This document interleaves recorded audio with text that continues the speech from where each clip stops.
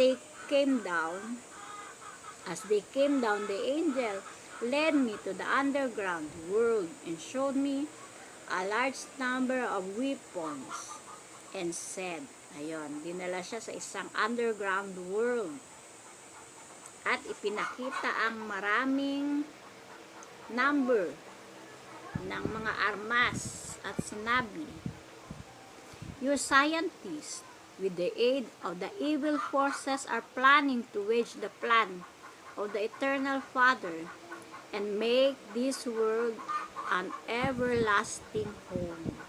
See how heaven laughs at them. Pray and make reparation to the precious blood, so that our Father will save many lives through His mercy.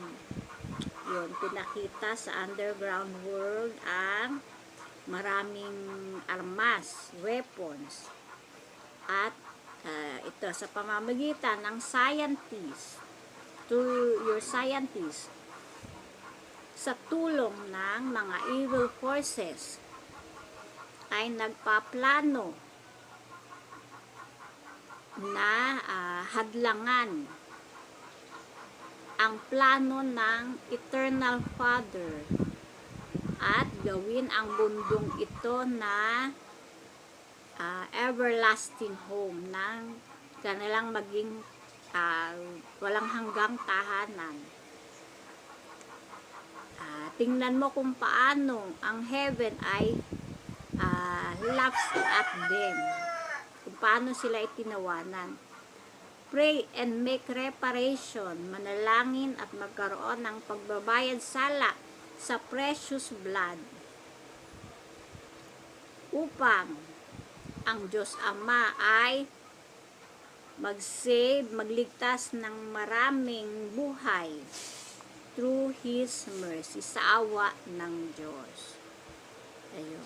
He again showed me another weapon and said, our Lord has promised to neutralize these evil weapons if humanity will honor and adore the most precious blood.